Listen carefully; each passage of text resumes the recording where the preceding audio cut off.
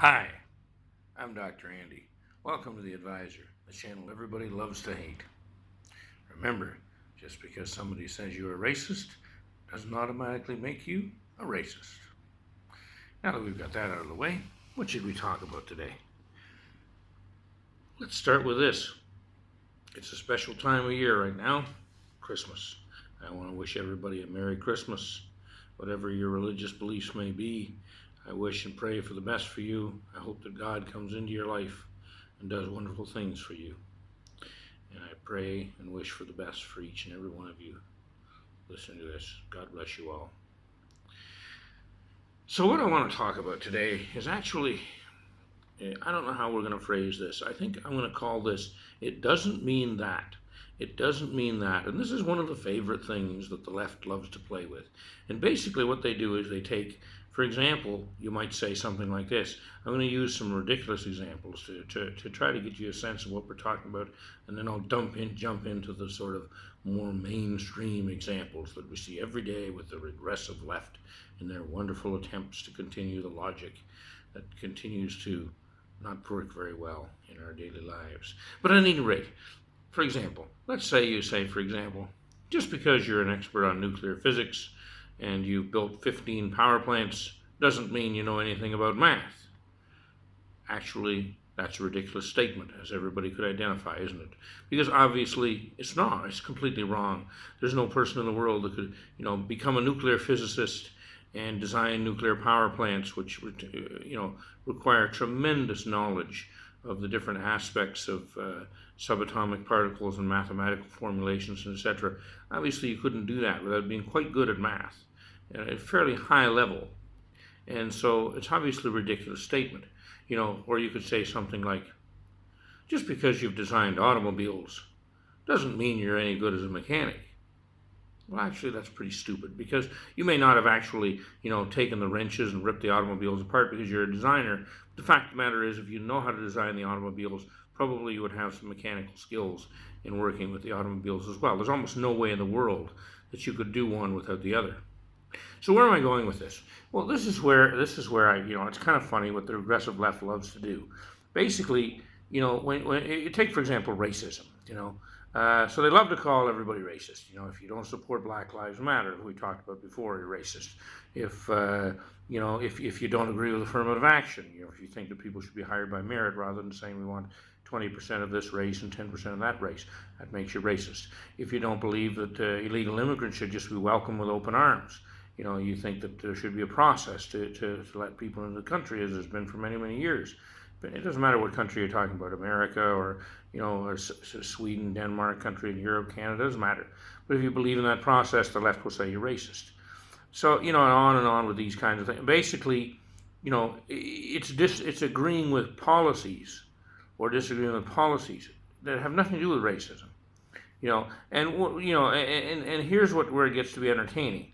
Sometimes people will defend themselves. Someone like me or someone else will say, wait a minute now, but actually have, if you say somebody's racist against African Americans, someone will say, well, actually I have quite a few black friends.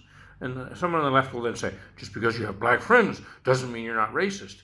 And it's like you're supposed to bow down and start making up more excuses. Oh, well, I'm doing this, I'm doing that. And sadly, a lot of us do this. But the fact of the matter is that is just a complete and utter BS. Because actually, yes, it does mean you're not racist. Why does it? Because what is racism? Racism is hating a group based on, their skin color or their ethnicity. Well, clearly, if you hate a group, you're not going to have friends within that group. Let's give an example. Let's look at the most racist person that we possibly are aware of in recent history. And I would say that a fair nominee for that category would be Adolf Hitler. And we know that Adolf Hitler was tremendously racist against Jews. Now, let me ask you a question and think about this for a second. How many Jewish friends do you think Adolf Hitler had? My father was Jewish. I don't think my father ever sat down. He was in World War II, fought against Hitler. So he was a contemporary of Adolf Hitler. I don't think my father ever sat down and had a cup of tea with Adolf Hitler. I'm not too aware of too many Jews that have ever sat down and said, I'm a Jew. I'm going to sit down and have a cup of tea with you, Adolf, and talk about your problems with with racism against Jews. It's ridiculous, isn't it? Everybody knows it's absolutely ridiculous. And here's the funny thing, someone on the left was like, oh, you can't use that. That's a ridiculous example. Why is it ridiculous? It's a good example. Because of the fact of the matter is that if you have friends in a group and you like those people and you respect those people, by definition, you cannot hate the group. It's impossible. Think about it. It's like, okay, Donald Trump's a misogynist. Yeah. Hello. Donald Trump has employed a lot of women. Donald Trump is married to a very attractive woman. Donald Trump seems to like women. Yeah, he makes comments about, the looks of women and whatever. He has some views that might be somewhat problematic. He doesn't hate women. He's not a misogynist. It's insane to say that. A misogynist is someone that probably would sit in a cave somewhere and never associate with women. They would hate women. They hate them. That's what misogyny is. Someone that hates women. But the left loves to say, oh, well, just because you have friends, even if you have friends that are feminists, they'll still say, oh, you still could be a misogynist, even if you have friends that are feminists. You have friends that are left-wing, you're still a misogynist. There is no actual way. What they love to do with the labels is just keep expanding and expanding and expanding and expanding. So there's no way in the world that you could ever get out of the label. And it's interesting because, I kind of give up on these things anymore. I don't do it anymore on Facebook, but I used to get into conversations with people. And, I got to keep misogyny was one of the ones people love to throw at me. Sexism was another one because I don't support, the third wave, insane, man-hating, man-spreading. People should be shot for man-spreading, mansplaining is some kind of thing. I mean, how insane is that? Mansplaining, a gender, we're talking about half of the population explaining something using a logical process because men tend to like logical processes. Now all of a sudden that's mansplaining. I mean, how can that not be sexist? Hello. But the irony again of, the feminist left is, oh, well, you're just a misogynist. And it's like once they've thrown that accusation at you, or you're sexist, once they've thrown that at you, you're expected to double over and bend over backwards to prove that it's not true. There's no way to prove that it's not true, but here's the thing, it's self-evident. If you have friends in that group, if you respect women and have female friends, hello, you're not misogynist. If you respect blacks and have black friends, hello, you're not racist against blacks. If you respect Jews and have Jewish friends, hello, you're not anti-Semitic. It's ridiculous. Actually, there's another one. Donald Trump, I've heard that people say he's anti-Semitic. I mean, I think almost every one of his children are married to a Jew. My father's a Jew. I really am not too afraid of Donald Trump. I'm just not somehow. I don't think he's going to come after me. But this is where we go with this.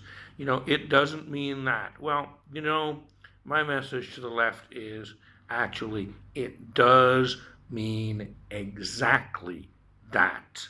And the reason you love to play this little game with terminology is because you know that it means exactly that.